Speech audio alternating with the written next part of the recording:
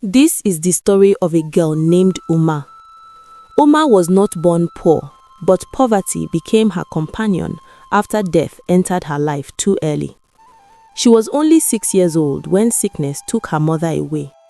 Her mother had been gentle, hardworking, and full of laughter. When she died, the house became quiet.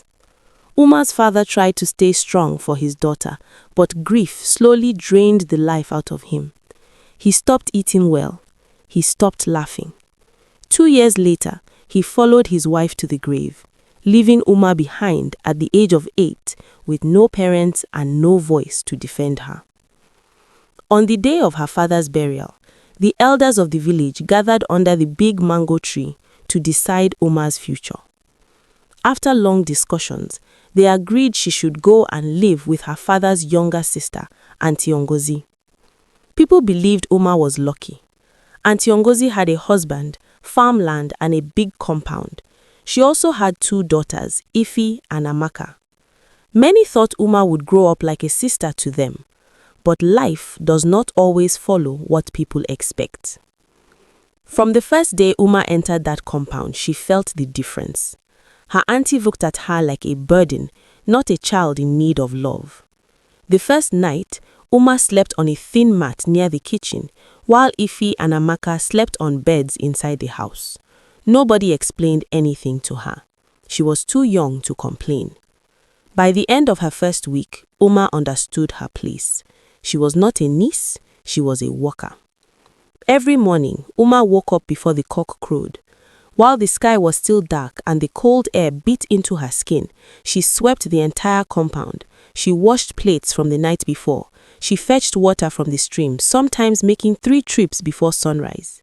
If she rested for even a moment, Aunty Ngozi's voice would pierce the air.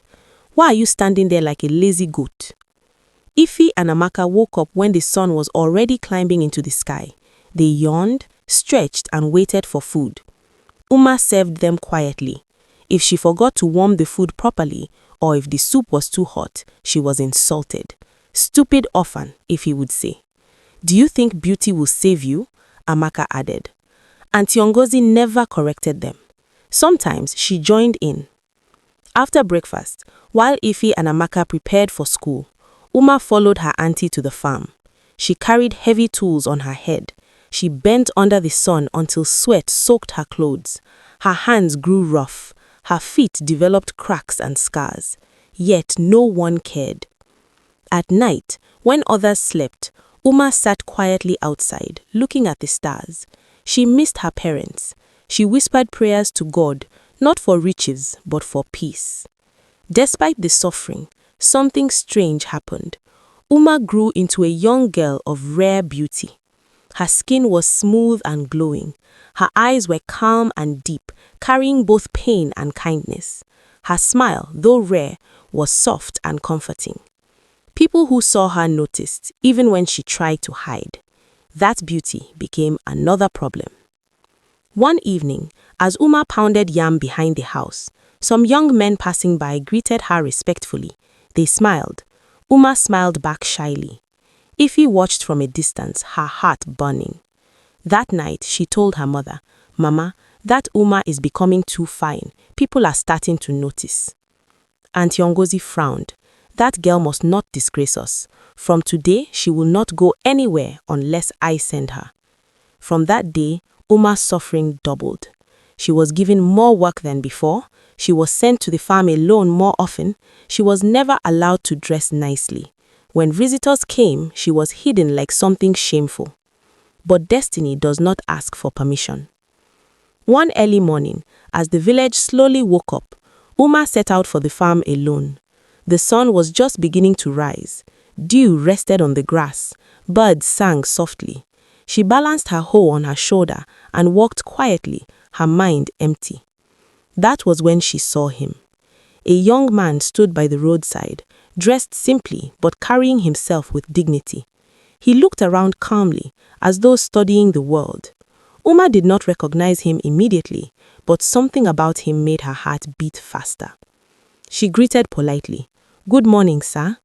He turned, and when his eyes met hers, something changed inside him. He had seen many beautiful girls, but this one was different. There was sadness in her eyes, humility in her voice, and strength in her silence. "Good morning," he replied gently. "What is your name?" "Uma." "Where are you going so early?"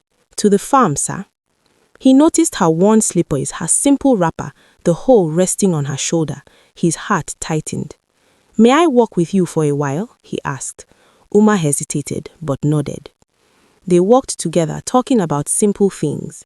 She spoke about the farm, about the cool morning, about how she liked walking when the road was quiet.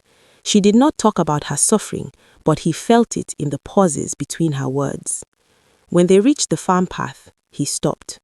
"Uma, I would like to see you again." She bowed her head slightly. "As you wish, sir."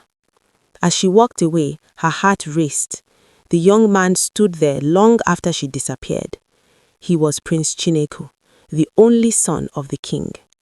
From that day, he could not forget her.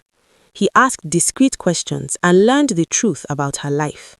When he heard she was treated badly, his heart broke. He decided to visit her home officially. The day Prince Chinedu entered Aunty Ngozi's compound, chaos followed. Ify and Amaka rushed around in excitement. Aunty Ngozi suddenly became kind, smiling like she had never smiled before. She pushed Ify forward proudly. "This is my first daughter." Then Amaka.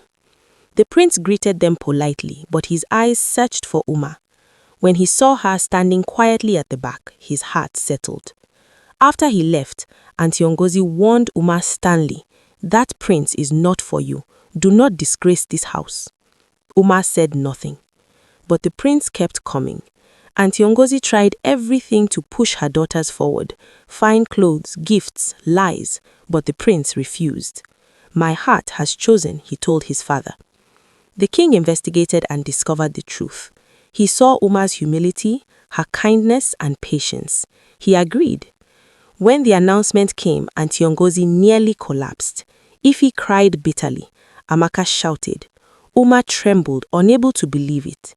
Prince Chinedu held her hand and said, "You are no longer alone." The wedding shook the village. The orphan girl became queen. The same people who ignored her now bowed before her. Uma forgave her auntie because suffering did not turn her into a cruel person. She became queen.Uma, a symbol of hope, and she never forgot where she came from. If you like this story, don't forget to like the video, subscribe, comment, and turn on your notification for interesting and amazing stories like this. Thanks for watching. See you on my next one.